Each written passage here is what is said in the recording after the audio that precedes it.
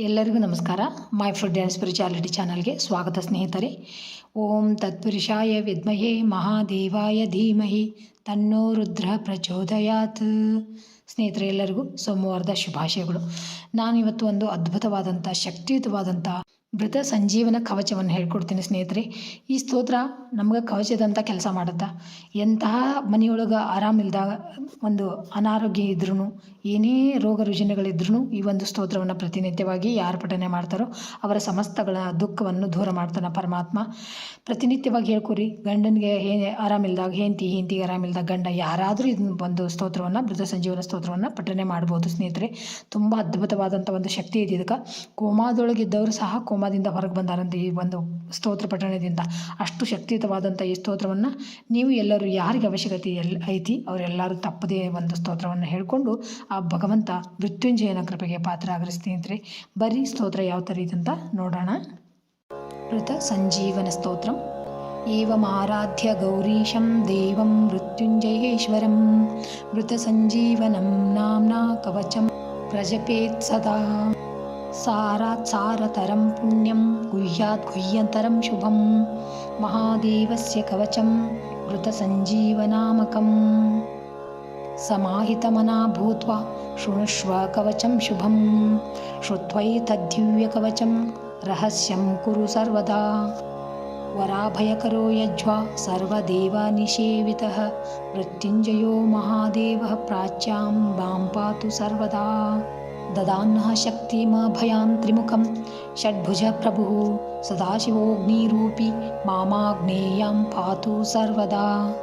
ಅಷ್ಟಾದಶಭುಜೋಪೇತೋ ದಂಡಾಭಯಕರೋ ವಿಭುಃ ಯಮರೂಪಿ ಮಹಾದೇವೋ ದಕ್ಷಿಣಸ್ಯಾಂ ಸದಾವತು. ಖಡ್ಗಾಭಯಕರೋ ಧೀರೋ ರಕ್ಷೋ ಗಣನಿಷೇವಿತಃ ರಕ್ಷೋರೂಪಿ ಮಹೇಶೋ ಮಾಂ ನೈಋತ್ಯಾಂ ಸರ್ವದಾವತು.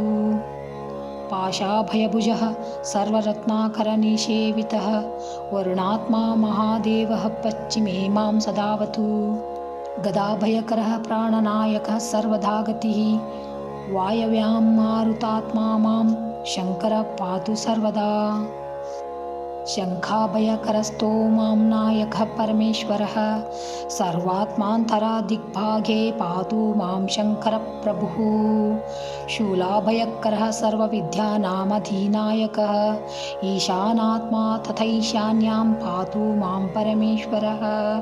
ಊರ್ಧ್ವಭಾಗೇ ಬ್ರಹ್ಮರೂಪಿ ವಿಶ್ವಾತ್ಮಾಧ ಸದಾವತು.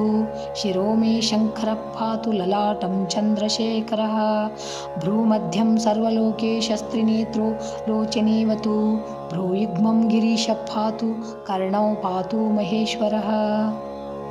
ನಾಸಿಕಾಂ ಮೇ ಮಹಾದೇವ ಓಷ್ಠೌ ಪಾತು ವೃಷಧ್ವಜಃ. ಜಿಹ್ವಾಂ ಮೇ ದಕ್ಷಿಣಾಮೂರ್ತಿ ದಂತಾನ್ ಮೇ ಗಿರೀಶೋವತು. ಮೃತ್ಯುಂಜಯೋ ಮುಖಂ ಪಾತು ಕಂಠಂ ಮೇ ನಾಗಭೂಷಣಃ. ಪಿನಾಕಿ ಮತ್ಕರೌ ಪಾತು ತ್ರಿಶೂಲಿ ಹೃದಯಂ ಮಮ. ಪಂಚವಕ್ತ್ರಂ ಸ್ತನೌ ಪಾತು ಉದರಂ ಜಗದೀಶ್ವರಃ. ನಾಭಿಂ ಪಾತು ವಿರೂಪಾಕ್ಷ ಪಾರ್ಶ್ವೌ ಮೇ ಪಾರ್ವತೀಪತಿಃ. ಕಟದ್ವಯಂ ಗಿರೀಶೋ ಮೇ ಪೃಷ್ಠಂ ಮೇ ಪ್ರಮಥಾಧಿಪಃ. ಗುಹ್ಯಂ ಮಹೇಶ್ವರಃ ಪಾತು ಮಮರೂ ಪಾತು ಭೈರವಃ. ಜಾನುನಿ ಮೇ ಜಗದ್ಧಾರ್ತಾ ಜಂಘೆ ಮೇ ಜಗದಂಬಿಕಾ. ಪಾದೌ ಮೇ ಸತತಂ ಪಾತು ಲೋಕವಂದ್ಯಃ ಸದಾಶಿವಃ. ಗಿರೀಶ ಪಾತು ಮೇ ಭಾರ್ಯಾಂಭವಃ ಪಾತು ಸುತಾನ್ ಮಮ. ಮೃತ್ಯುಂಜಯೋ ಮಮಾಯುಷ್ಯಂ ಚಿತ್ತಂ ಮೇ ಗಣನಾಯಕಃ. ಸರ್ವಾಂಗಂ ಮೇ ಸದಾ ಪಾತು ಕಾಲಕಾಲಃ ಸದಾಶಿವಃ. ಏತತ್ತೇ ಕವಚಂ ಪುಣ್ಯಂ ದೇವತಾನಾಂ ಚ ದುರ್ಲಭಂ. ಮೃತ ಸಂಜೀವನಂ ನಾಮ್ನಾ ಮಹಾದೇವೇನ ಕೀರ್ತಿತಂ. ಸಹಸ್ರಾವರ್ತನಂ ಚಾಸ್ಯ ಪುನರಚ್ಚರಣಮೀರಿತಂ.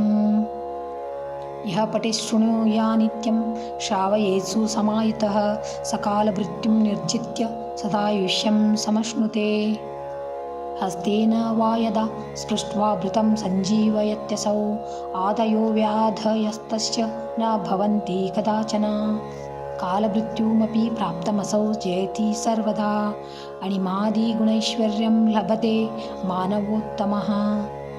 युद्धारम्भे पठिद्वेदमष्टाविशन्ति वारकं युद्धमध्ये स्थितः शत्रुः सद्यः सर्वैर्न दृश्यते न ब्रह्मादीनि चास्त्राणि क्षयं कुर्वन्ति तस्य वै विजयं लभते देवयुद्धमध्येऽपि सर्वदा प्रातर्थाय सततं य पठेत् कवचं शुभम् अक्षयं लभते सौख्यमिह लोके परत्र च सर्वव्याधिविनिर्मुक्तः सर्वरोगविवर्जितः अजरामरणो भूत्वा सदा षोडशवार्षिकः विचरत्यखिलान् लोकान् प्राप्य भोगाच्च दुर्लभान् तस्मादिदं महागोप्यं कवचं समुधारुतं ऋतसञ्जीवनं नाम्ना देवतैरपि दुर्लभम् इति वसिष्ठकृतवृतसञ्जीवनकवच ಸ್ತೋತ್ರಂ ಸಂಪೂರ್ಣಂ. ಶ್ರೀಕೃಷ್ಣಾರ್ಪಣಮಸ್ತು. ನೋಡಿದ್ರಲ್ಲ ಸ್ನೇಹಿತರೆ, ಮೃತ ಸಂಜೀವನ ಮಂತ್ರ ಯಾವ ಥರ ಇತ್ತಂತ. ನೀವು ತಪ್ಪದೆ ಹೇಳಿ, ಮನೆಯೊಳಗೆ ಯಾರಿಗೇ ಏನೇ ಅನಾರೋಗ್ಯ ಇದ್ರೂ ಅದನ್ನು ದೂರ ಮಾಡಿರಿ ಅಂತ ಹೇಳ್ತೀನಿ. ಥ್ಯಾಂಕ್ಸ್ ಫಾರ್ ವಾಚಿಂಗ್ ಸ್ನೇಹಿತರೆ. ಎಲ್ಲರಿಗೂ ನಮಸ್ಕಾರ. ಮತ್ತೆ ಇನ್ನೊಂದು ವಿಡಿಯೋದೊಳಗೆ ಸಿಗ್ತೀನಂತ. ಜೈ ಶ್ರೀ ಕೃಷ್ಣ.